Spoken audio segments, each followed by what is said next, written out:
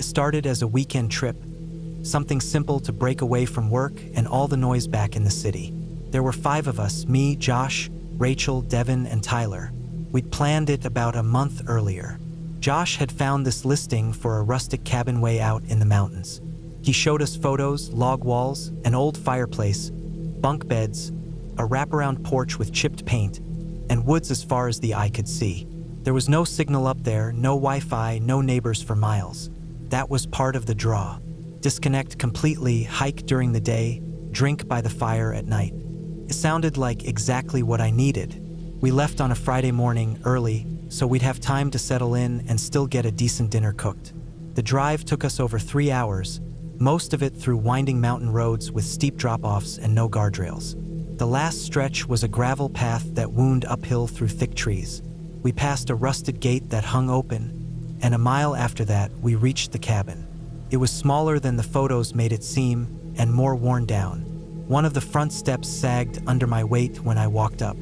The windows looked dirty, smudged by years of rain and wind, but it had that look, like it belonged there, tucked into the trees, forgotten by time. The air smelled clean, cold, like pine needles and dirt.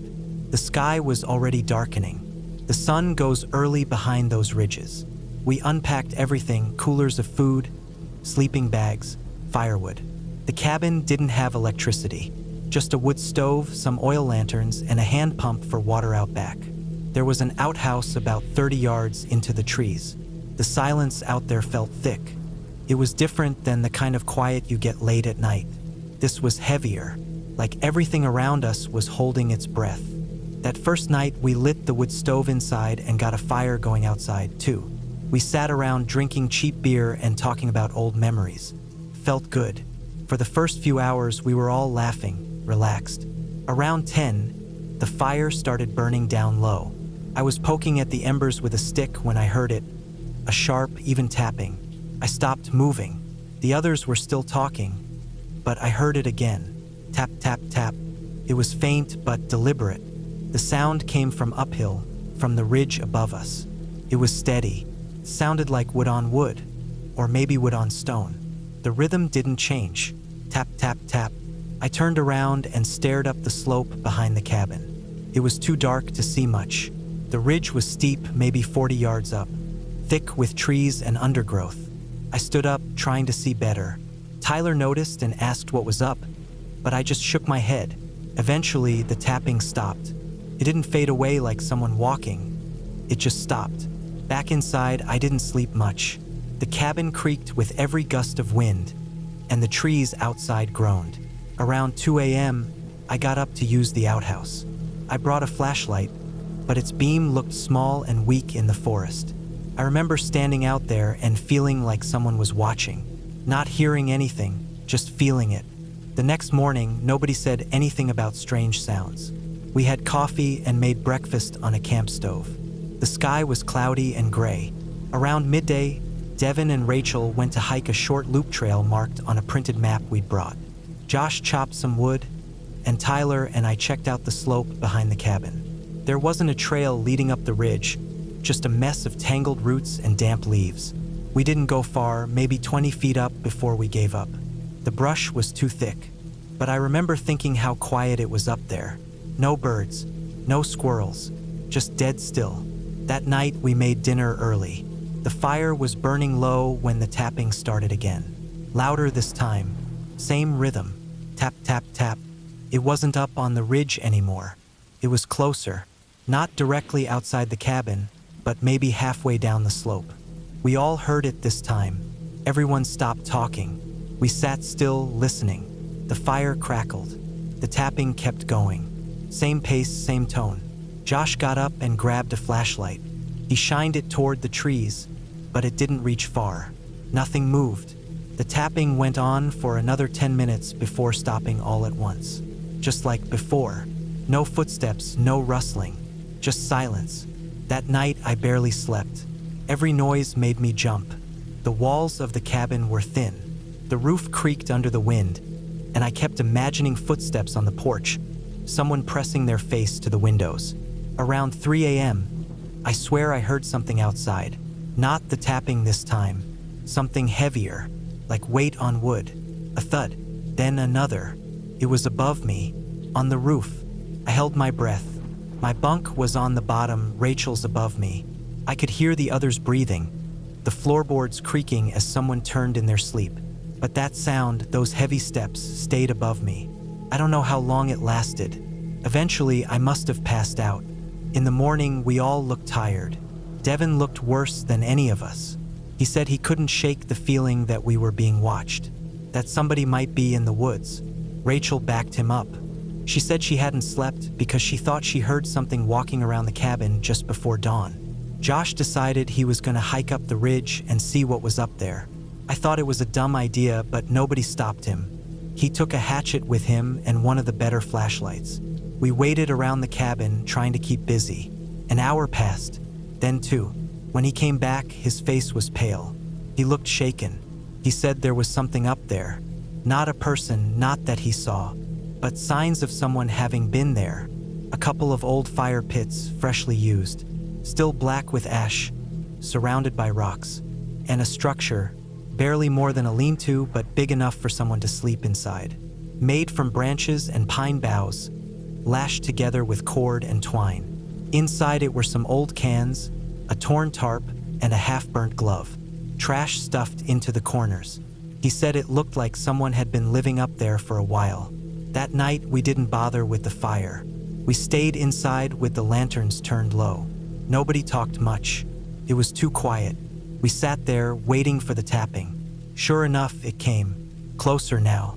Too close. It wasn't even tapping anymore. It was scraping. Slow. Irregular. Then it stopped. Then came a thump. Directly on the roof. I stared at the ceiling, heart racing. Then another thump. I looked at the front door, half expecting it to fly open. But nothing else happened. No footsteps, no voice, no light. Just silence after that. At first light, we packed everything. Nobody argued. We didn't even eat. We just threw our stuff into bags and loaded up the car. The forest around us was still. The wind had died overnight. The leaves didn't move. It felt like we were sneaking out of somewhere we didn't belong. The road back down the mountain felt longer than it had on the way in. Every bend made me glance in the mirror. I kept waiting for a truck to appear behind us, or to see someone standing in the woods along the road. But there was nothing. It wasn't until we got home that we told anyone. Josh called the local ranger station and reported what we found on the ridge. They took it seriously, more seriously than I expected. 2 days later, a ranger called him back. They said they'd found the shelter just like he described it. And more. They found tracks. They found other campsites, much older, further up the ridge. Signs of someone watching the cabin. Apparently, they'd been trying to catch a man suspected of ambushing hikers and stealing supplies, sometimes violently. A survivalist who'd been living off-grid for over a year. Known for avoiding detection. Known for sneaking into camps while people were sleeping. Known for leaving no trace. We were told we were lucky. He was probably watching us the whole time. From the first night. Maybe longer. Authorities believe he had been circling the area for weeks, staying out of sight during the day and moving at night. The tapping? No idea. Maybe a way to measure how we'd react. See if we were scared. See if we'd leave. They never caught him. Not officially. He just moved on. Disappeared into the woods again. To this day, I can't sleep in silence. I leave something running, a fan, music, anything, because every time it gets too quiet, I hear that sound again. That rhythm. Tap, tap, tap. And I think about how close he might have been. How thin the cabin walls were. How little we would have been able to do if he'd decided he wanted more than just to watch. I didn't really know my uncle, not well enough to say anything honest about him. He was my dad's older brother, the kind of relative you hear about more than you see.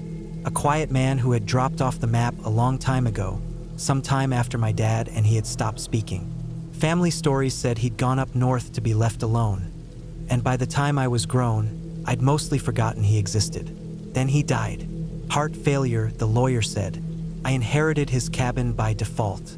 There weren't any kids, no wife or siblings left besides my father, who who had passed a few years before. I got a certified letter in the mail with the paperwork, the deed, a death certificate, and a note from the lawyer that said, in summary, "It's yours now." The place was in the northern end of the state, way out in the mountains near a lake I'd never heard of. He'd owned the land and everything on it. No mortgage, just sitting there, alone. I didn't have much going on. I'd been laid off the year before and was still working part-time jobs here and there. I figured I'd go up for a few days, clean it out, see what shape it was in, and maybe list it for sale if it was decent enough. Worst case, it would be a busted old shack with some junk in it. Best case, it could be a decent investment. At the very least, a quiet place for a long weekend. The drive took nearly 8 hours. The last leg of the trip was a narrow, beat-up trail that twisted through trees and went up into the hills for almost a mile. No pavement, just dirt and rocks. I had to take it slow to avoid bottoming out. The trees closed in around me thick and heavy, the kind of forest you only see on satellite maps or in old National Geographic spreads. Cell service had cut out 2 hours before that. When I finally pulled up to the cabin, it looked better than I expected. Small, rough, but intact. A plain wooden structure about 30 feet long and 20 wide, with a peaked roof and a narrow porch. The windows were dusty but not broken. A plastic rain barrel sat beside the porch. The chimney had soot stains but looked sturdy enough. There was an old shed a few yards away, mostly obscured by overgrown brush. The whole place had the feel of a man who lived alone and liked it that way. I stepped inside and was hit by the smell of dry wood and dust. The inside was dim, with heavy curtains pulled tight over small windows. The furniture was simple and sparse. A wooden table with mismatched chairs, a couple of armchairs that looked like they hadn't been sat in since the 90s, and a small cot against one wall. A cast iron stove sat in the corner, with a pile of chopped wood beside it. There was a narrow hallway off to the side with a tiny bathroom and a closet full of canned food and old boots. I flipped a switch by the door out of habit, but of course, nothing happened. The generator out back would need to be fired up. Took me an hour to walk the perimeter, check everything, and make sure no animals had gotten in. The place felt heavy, like it had held in silence too long. But it wasn't bad. Not haunted or creepy, just old and closed up. That night, I slept with a flashlight by the bed. Not because I was afraid exactly, but because the woods up there were deep and loud. Wind pushed through the trees with a constant hiss. Branches snapped now and then. Something moved through the brush outside just after midnight, and I froze in my cot, listening. But nothing came of it. The next morning, I found the freezer. It was in the back corner of the cabin, half buried under a pile of blankets and canvas tarps. I hadn't noticed it the day before. It was big, industrial, the kind you'd find in the back of a butcher shop or hunting lodge. It was strapped shut with 2 thick nylon ratchet belts that looped over the lid and clipped into metal brackets bolted into the floor. There was no key. I figured it was broken or maybe dangerous to open, so I left it. I focused on cleaning the rest of the place. Over the next 2 days, I aired the cabin out, sorted through drawers, bagged up anything rotten or moldy, and dragged broken stuff out onto the porch. I kept avoiding the freezer, but there was a smell. At first I thought it was just the mustiness of the place, but by the 3rd day, the air had a distinct sour edge. Came from the corner. I tried to ignore it, but the way the freezer sat, strapped down like it might come alive and crawl off, I couldn't stop thinking about it. Late that afternoon, I gave in. I found a pry bar in the shed and worked the lid slowly. The straps were tight, the buckles rusted. I had to force one loose with a rock. When I finally got the lid up, I gagged immediately. The inside was lined with thick plastic. Sheets of it, layered and folded, sticky with condensation and grease. I pulled one back and saw a vacuum-sealed bundle. Pale meat, dense and wrapped tight, with fat congealed on the outside. There were half a dozen more stacked below it. A cracked styrofoam cooler sat wedged into the side, and inside that were Ziploc bags, filled with smaller cuts and something dark, maybe organs. There were tags on some of the packages, handwritten dates. Some of them went back over 10 years.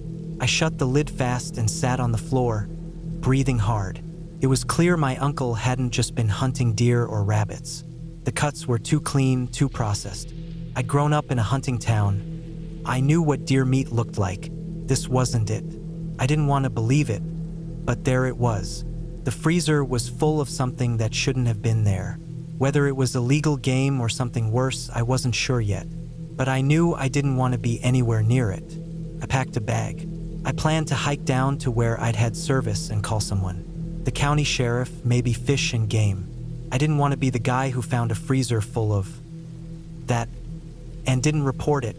I wasn't even thinking about selling the place anymore. I just wanted out.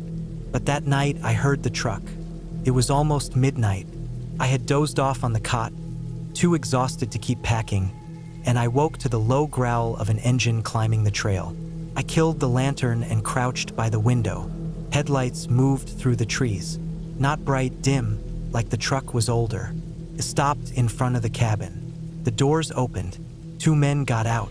I couldn't see them clearly, but they weren't dressed for camping. Work boots, thick coats. One of them carried a set of bolt cutters. They didn't knock. They just walked straight to the door. I didn't wait. I slipped out the back window and into the woods, moving slow at first, then faster once I was out of sight. I didn't have a flashlight, just the moonlight filtering through the trees. I kept low, weaving through brush and brambles, heart hammering like it was going to break out of my chest. After maybe 10 minutes, I heard the cabin door slam, then another slam, then silence. I didn't stop moving. I hiked for hours through dark that didn't feel natural. Not until I was miles out did I finally see a county road. I walked along it until dawn, then flagged down a service truck and got a ride to the nearest gas station with a phone. I didn't go back. I filed an anonymous tip with the sheriff's office from a payphone, told them about the freezer, the packages, the men. I gave them rough directions. Then I left. I didn't want to be involved. I didn't want questions or paperwork. I didn't want to know what was in those bags, not officially. Weeks went by. I watched the news, but nothing came up. No reports, no names. I thought maybe I'd imagined it all, that maybe it wasn't as bad as it seemed. Maybe it was just bear meat. Or moose. But then I got a call from the lawyer who'd handled the estate. He said the county had sealed the property and there was an ongoing investigation. They didn't give details, but he sounded shaken. He told me I should consider disclaiming the inheritance. I didn't need to think about it. I signed the forms and mailed them back that day. I never went back. I didn't even keep the pictures I took. That cabin, that freezer, none of it was mine. I'd walked into a life I didn't understand and backed out just in time. Whatever my uncle had been doing up there, whoever those men were, they weren't interested in family ties. And I wasn't interested in answers. Some doors are better left closed. Some lids are better left locked. It was supposed to be the perfect getaway. A long weekend in the mountains, just the 2 of us, away from the noise and stress of our daily lives. My girlfriend, Sarah, had been talking about it for months. She wanted peace, quiet, and fresh air, and I wanted to get away from work. The plan was simple: a few days of hiking, some camping, and maybe a few scenic photos to brag about on social media. We'd both done some hiking before, but this was going to be our first time in the more rugged mountains. The kind of mountains where cell service is non-existent, and you're pretty much alone once you leave the trailhead. We set out early on the first day, eager to make the most of the good weather. The sun was bright and the sky was a perfect blue. We'd hiked together before, but this time it felt different. It was colder than I expected, but that just meant we'd have fewer people on the trails. We didn't mind. We loved the solitude. By late afternoon, the weather had begun to change. A slight chill in the air became sharper, and the wind picked up, rustling the trees around us. Sarah, always a little more cautious, pointed out that the clouds were thickening in the distance. I wasn't too worried. We had the map, and the trail wasn't hard to follow. Still, I noticed the temperature dropping faster than I expected. The sky darkened quicker, and by the time we decided to turn back, it was already starting to rain. I could feel the weight of the storm coming. We hiked back down the mountain as quickly as we could, but the rain soon turned into a downpour. It was like someone had flipped a switch. Within minutes, we were soaked through. the trail underfoot turning into mud. I pulled Sarah closer, trying to shield her from the wind. We weren't going to make it back to the trailhead in time. We needed shelter. That's when we saw it. The cabin. It wasn't much, just a small, weathered building that looked like it had been abandoned for years. But in the middle of this storm, it was a godsend. The door was ajar, creaking as the wind pushed against it. I didn't hesitate. I grabbed Sarah's hand, and we rushed inside, glad to be out of the rain. The interior of the cabin was dark, musty, and damp. There were old wooden beams across the ceiling, some rotted through and sagging. A few rusted tools were scattered on the floor, covered in layers of dust and dirt. The air smelled stale, like the place hadn't been touched in ages. A small cot, its mattress long since rotted away, was pushed against the far wall. The space was tight, but it was shelter. That was all that mattered. I set our backpacks down by the door and tried to shake off the wet clothes. Sarah stood still for a moment, her eyes scanning the room. She seemed uneasy, but I figured it was just the stress of the storm and the sudden change in weather. We both needed a break. I started a fire in the small stove, using a few dry logs I found in the corner. It wasn't much, but it was enough to take the edge off the cold. As the fire crackled, I went over to inspect the rest of the cabin. There wasn't much else inside, just some old wooden shelves with cracked jars and dried leaves scattered about. But then something caught my eye. A small, leather-bound journal, tucked away under a pile of rotted fabric on the cot. Curious, I picked it up and flipped through it. The handwriting was jagged and faded, but still legible. The first few pages were filled with mundane entries. Notes on the weather, the terrain, what the author had eaten. But then, as I turned the pages, it became more unsettling. The entries began to mention something or someone following the hiker. Day 12. The storm's getting worse. I can hear footsteps outside the cabin, but I haven't seen anyone. It's probably nothing, but I'm not going out there tonight. Day 14. The footsteps are getting closer. I think they know I'm here. I can hear them circling the cabin. I'm not sure how much longer I can stay. The entries went on like that, each one more desperate than the last. The last few pages were almost unreadable, the ink smeared and the writing erratic. I felt a chill creep down my spine as I read. This wasn't just some journal of a lost hiker. It was a record of someone's fear, someone who had been here before us. I closed the journal and set it down on the floor, suddenly feeling more uncomfortable than I had before. The wind outside howled louder, rattling the cabin walls. The rain was heavier now, and the sound of it hitting the roof was deafening. But then, amidst the storm, I heard something else.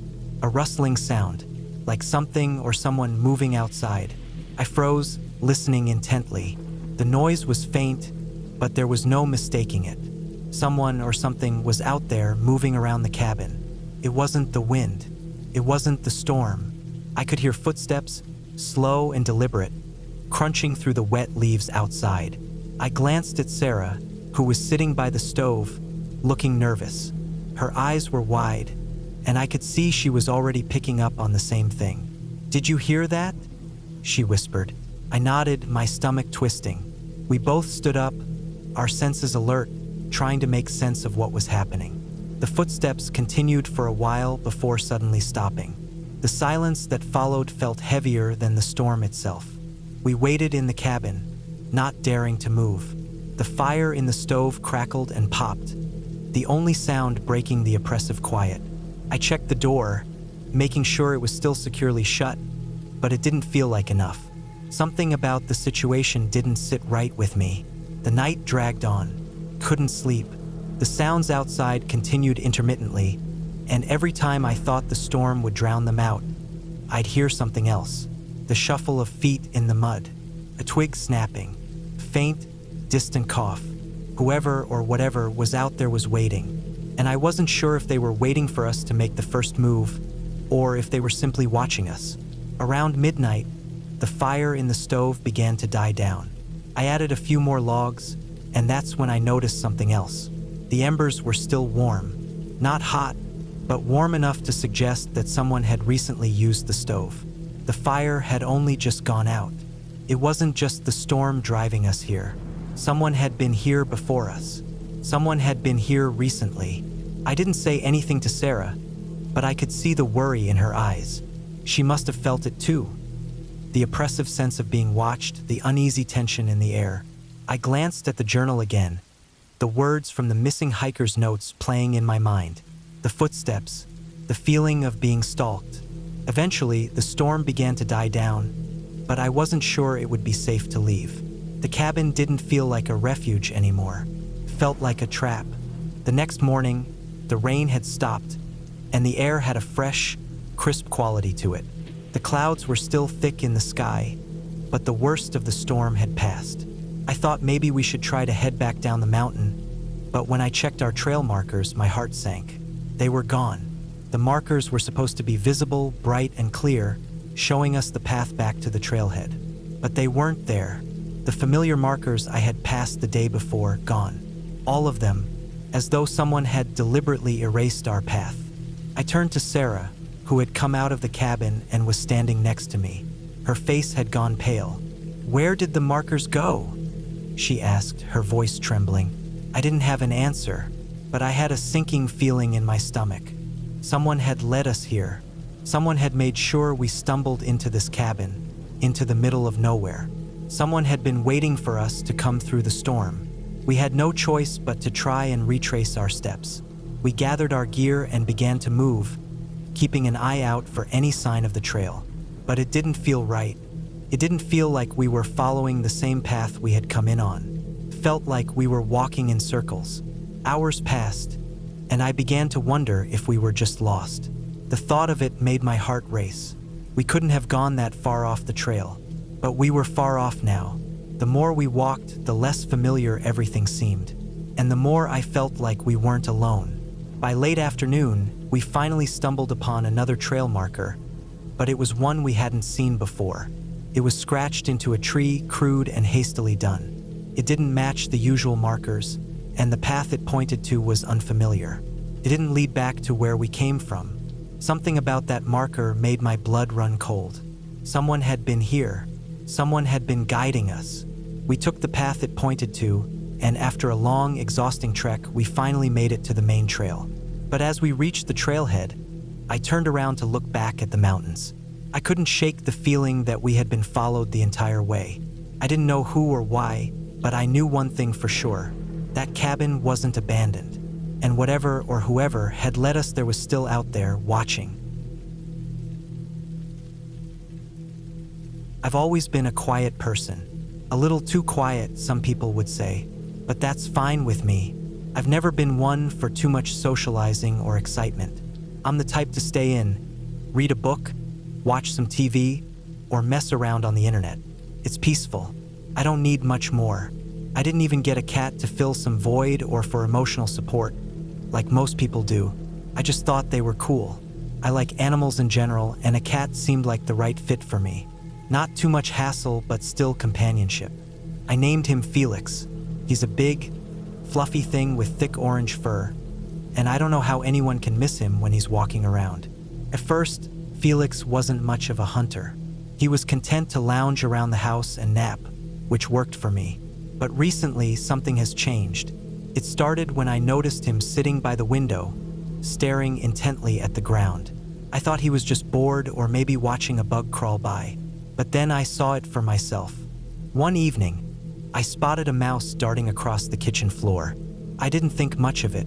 We've had a few mice in the house before, nothing too unusual for a home in the middle of nowhere. But when I saw Felix's reaction, that's when it hit me. He didn't rush after the mouse. He didn't jump or start making any noise. He just sat there, his body rigid, his eyes locked on the little creature as it scurried across the floor. And then, something strange happened. Felix, in one smooth movement, dropped to the floor. I could hear a soft rustling from his collar, the bell tinkling briefly, and then nothing. Absolutely nothing. It was like the bell had just disappeared, muted in an instant, like a switch had been flipped. He moved so silently that I couldn't even hear him breathing. His large frame, normally clumsy and goofy, was suddenly filled with an eerie stillness. It was like watching a predator, something far removed from the lazy house cat I thought I knew. Before I could react, Felix lunged, and in one swift motion, he had the mouse between his paws. It was over in seconds. I stared at him, frozen in disbelief. Felix, the big galoot I thought I knew, had just performed a hunt with the precision of a wild animal. It wasn't the first time I'd seen him catch a mouse, but this was different. This time, it wasn't just instinct. It was something deliberate, controlled, and, most unnervingly, it was silent. Over the next few days, Felix's behavior became even stranger. I started noticing the same thing happening over and over. Whenever he saw a mouse, he'd go completely still. His body would freeze like he was assessing the situation. The bell on his collar would become utterly inaudible. It wasn't like he was trying to sneak up on the mice. It was like he was just focusing, like he could turn the world off around him and hone in on the task at hand. I can't tell you why, but the more I watched him, the more unsettled I became. Something about the way he was able to become so silent, so calculated, made my skin crawl. The thought of him, that Felix, the one who could make himself vanish into the shadows, his movements as fluid and deadly as a jungle cat, hunting me instead of mice, began to gnaw at my mind. It's ridiculous, of course. Felix is just a cat, a big one, sure, but a cat nonetheless. Yet, the more I observed him, the more my mind wandered. What if he was always capable of this and I just never noticed? What if he was always a hunter and I was just too naive to see it?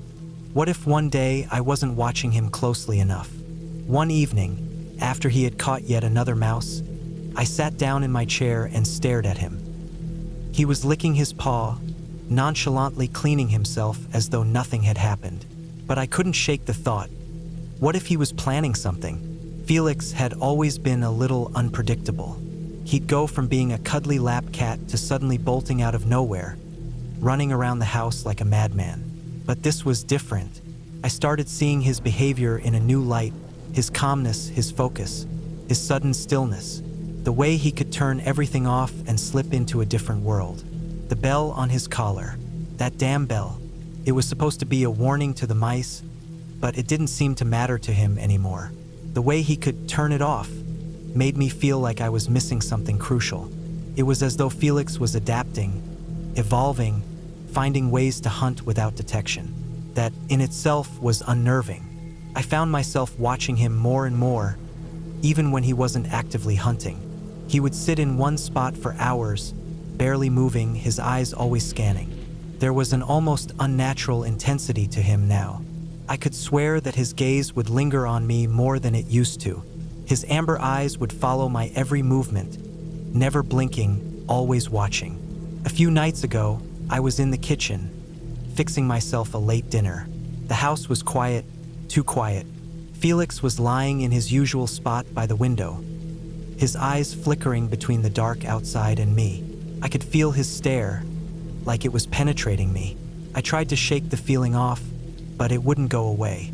Suddenly, he moved. It wasn't like before, when he had a purpose. This time, he moved almost casually, but his stillness made it all the more unnerving. 1 minute, he was there, lounging lazily, and the next, he was gone, his body vanishing into the shadows. I didn't even hear him move. I froze, a knot forming in my stomach. I stood there, in the dim kitchen light, listening, waiting. And then I heard it, a faint rustling from the hallway. At first, I thought it was just him being playful. But then it came again, a soft scrape against the floor. It was slow, deliberate, like something large was moving carefully through the house. My pulse quickened. I turned toward the hallway, expecting to see Felix, but he wasn't there. It was dark, and I couldn't make out much. But I could hear him. His movements were so quiet, almost like he was waiting for me to notice, waiting for me to do something. I grabbed the nearest object I could, a kitchen knife, and held it at the ready. It was stupid, I knew it was. But in that moment, the idea of Felix, the cat I'd been so comfortable with, stalking me through my own house sent a wave of panic crashing through me. I didn't dare move. I waited, every fiber of my being straining to hear the faintest noise. The seconds stretched into minutes. I wasn't sure how much time had passed when I heard it again. A soft, deliberate thud. as if something heavy had settled onto the floor. I couldn't tell where it was coming from, but I knew one thing. It was too quiet. It felt like my mind was playing tricks on me, but I couldn't shake the growing fear that Felix, the cat I had trusted, was no longer just a pet. He was something else, something I wasn't prepared to confront. And then, from the darkness, I saw a shape. It wasn't just Felix, it wasn't the cat I thought I knew. This was something more, something larger, more powerful. His body loomed in the dim light, his eyes glowing faintly, his movements slow and controlled. I didn't think. I bolted. I ran out of the kitchen, down the hallway, but it felt like Felix was right behind me. Right there, moving silently, patiently. I couldn't see him anymore, but I could feel his presence, the weight of it pressing down on me. I reached the door to the outside, my heart racing in my chest, but it was locked. I fumbled for the keys in my pocket, my hands shaking so badly I could barely grip them. Just as I was about to get the door open, I heard it, a soft, low growl. It wasn't the playful meow of a cat. It wasn't even a hiss. It was something far darker, something primal. I managed to unlock the door, and the instant I did, I threw it open, running out into the yard without a second thought. I didn't stop until I was in the woods behind the house, my breath ragged, my legs burning, and still I could feel it, the sensation that Felix was there, waiting, watching. I've been staying at a friend's place since then, and I'm not going back. I don't know what's happened to Felix, but I'm certain of one thing. He's no longer just a cat. Something has changed in him, and I don't think I'll ever be safe in my own house again. I can't stop thinking about what would have happened if I hadn't gotten out. Would I have made it out alive? Or would I have become just another prey, another victim of his newfound hunting instincts? I don't know, and I don't want to find out. I needed a break, a real one. No distractions, no phones, no work, no emails. Just me, the forest, and some solitude. That's why I rented the cabin. It was in the middle of nowhere, miles from the nearest town. The only thing nearby was a stretch of thick northern forest, the kind where you can't hear a thing except the wind and the occasional bird call. The off-season was the perfect time to go. The hunting season had passed, and the place was empty, save for the occasional hunter passing through. The owner had assured me that the cabin was well maintained, though it had been a while since anyone had rented it. It was a modest place, nothing fancy. A small wooden structure with a few rooms, a wood stove, and a loft for sleeping. Perfect for what I wanted. Quiet, peace, and a chance to disconnect. The first night was uneventful. I arrived late, settled in, and started a fire. The smell of the wood burning was comforting. I opened a beer and stared into the flames, listening to the crackling and the sounds of the forest. The wind howled outside, but inside, everything felt warm and safe. I fell asleep quickly, exhausted from the drive. The second night, I noticed something strange. I woke up in the middle of the night to the sound of a twig snapping outside. First, I brushed it off. The wind played tricks with the trees, and the forest was alive with noises. But when I turned my head toward the back window, I saw something odd. Boot prints in the snow. Fresh ones. They weren't far from the cabin, just outside the back window, where the snow was untouched earlier that day. I wasn't sure what to make of it. Maybe someone had wandered by. A hunter, perhaps. Or maybe it was just an animal. I didn't know, but it put me on edge. I checked the door and windows, made sure everything was locked up tight. Then I went back to bed, telling myself I was just being paranoid. After all, who would be out here in the middle of nowhere, especially in the off-season? The next morning, I noticed something else. I was getting my gear together for a hike, preparing my rifle, checking the ammo. That's when I saw that one of the rifle rounds was missing. I couldn't remember using it, and I was sure I had counted them when I first unpacked. But now there was one less. I shrugged it off. Maybe I'd misplaced it. Or maybe I was just too tired to remember properly. Still, it didn't sit right with me. Over the next few days, the signs kept piling up. Little things at first. The food in my cooler started disappearing. I'd have a snack, put the wrapper back in the trash, only to find it gone the next time I went to throw something away. The trail cams I had set up around the cabin to watch the wildlife, well, they were moved.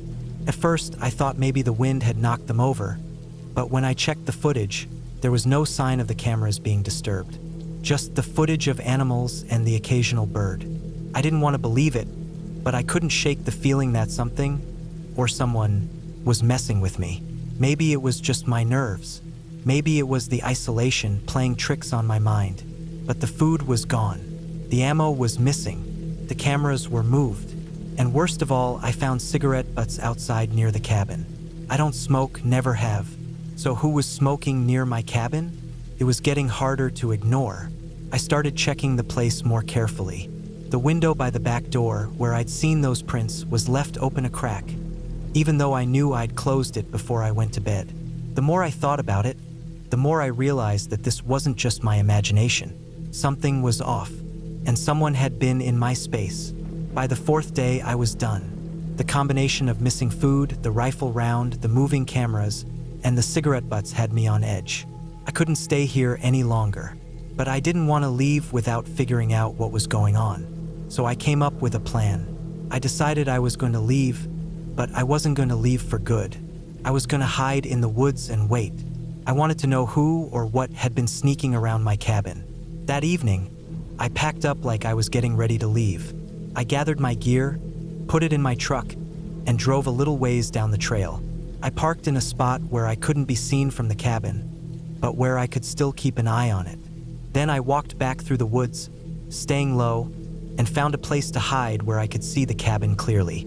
The sun set, and the sky turned a dark, clouded gray. The wind picked up again, rustling the trees. It was cold, but I didn't care. I was focused on the cabin, watching for any movement. As the night dragged on, I began to wonder if maybe I was just overthinking things. Maybe I'd made a mistake, letting my mind play tricks on me. But then, just after midnight, I saw something that made my blood run cold. Someone slipped into the cabin. I had no idea how they got in. The door was still locked, and the windows were shut, but I could clearly see a figure, tall, maybe 6 feet, slipping into the cabin through the back door. They moved fast, almost too fast. It was like they knew exactly when I wasn't watching. My heart raced. I couldn't believe what I was seeing. It had been occupied the whole time by someone else.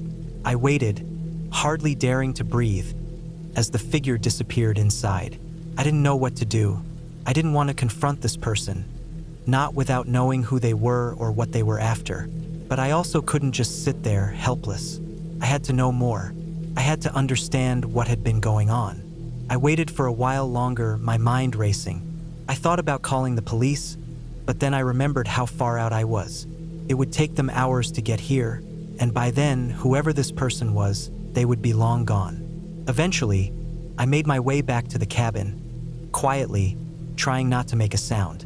I approached the front door slowly, listening for any movement inside. It was dead silent. I tried the door handle locked just like before. I waited, trying to decide what to do next. Should I force my way in? Should I just leave? But then I heard a faint noise, a creak of wood from inside. I backed up, crouching down behind the cabin, and peered through the small window at the back. That's when I saw it, the hatch to the crawl space. It was open. The figure I had seen entering the cabin hadn't gone upstairs, hadn't moved about the rooms. No, they had gone straight to the crawl space. They had been living down there, hidden away while I stayed above, oblivious to their presence. They had been watching me every night as I slept.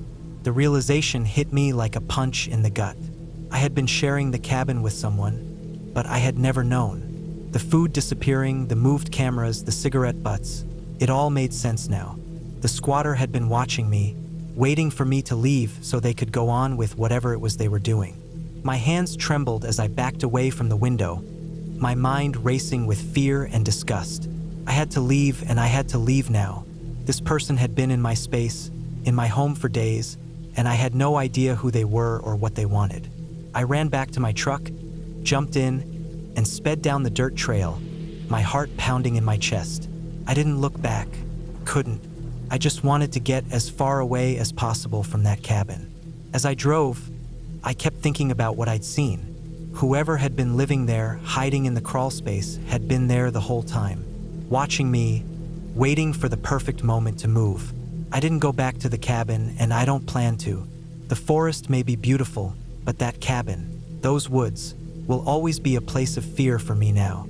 I don't know who that person was or what their intentions were, but I know this: I'll never forget the feeling of being watched, and I'll never forget how close I came to never leaving that place alive.